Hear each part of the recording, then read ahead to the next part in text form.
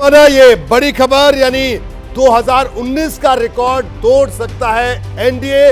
इस exit poll के मुताबिक, एग्जिट पोल का ये अनुमान है, एनडीए को 353 से 383 सीट मिलने का अनुमान। संदीप, बिल्कुल 353 से 383, ये मतलब 368 बीच का आंकड़ा लगाया जाए तो बीजेपी अपने दम पर 370 लाने की जो बात कर रही थी उसको एनडीए लगभग छूता हुआ दिखाई दे रहा है और उसको पार भी कर रहा है। अगर हम अपर लिमिट की बात करते हैं, ये अपने आप में अप्रत्याशित होगा, थोड़ा हमें इसे परिप्रेक्ष्य में डालने की जरूरत है।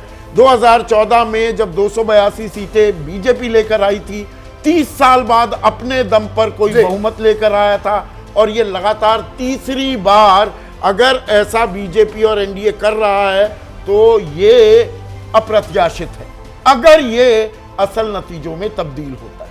जी बिल्कुल अप्रत्याशित। मैं जल्दी से तमाम मेहमान एक छोटा छोटा सा रिएक्शन लूंगा, फिर हम उत्तर प्रदेश की बात भी करेंगे विस्तार से। प्रदीप जी, फाइनल नंबर सामने है और यह अप्रत्याशित ऐतिहासिक है जो अनुमान हमारे एग्जिट पोल से निकलकर सामने आ रहा है। यह नरेंद्र मोदी का चेहरा या डबल इंजन की बात भी होती है कई प्रदेशों में, किस तरह से आप इसे देखते हैं?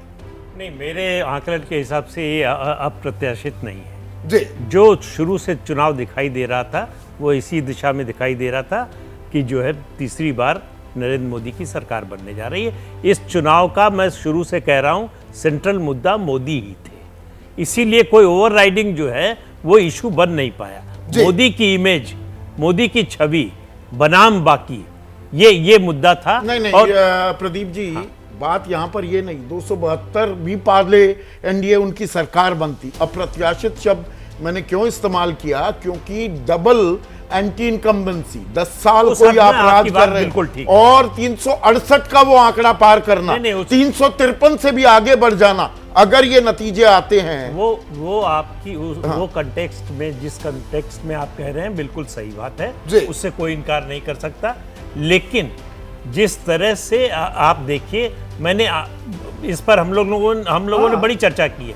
मैंने एक दिन आपसे एक बात कही थी कि कोई हमको ये बताए कि 2019 से 2024 के बीच में मोदी ने ऐसा क्या गलत काम किया कि जिन्होंने 2019 में वोट दिया था वो 2024 में नहीं दिया। और मैंने आपसे पलटकर उस वक्त भी सवाल किया था और आज और मौजू हो जाता है कि 2019 का चुनाव एक राष्ट्रवाद बालाकोट की आंधी में घर में घुसकर मारते हैं और लाभार्थी, ये चीजें चली थी। इस बार चुनाव में हर चरण में मुद्दे बदले, लेकिन आप देखिए बीजेपी डिफेंसिव पर भी दिखी। 2024 के बीच में बीजेपी ने अपने जो कोर इशू थे, मोदी ने उन सबको लागू किया।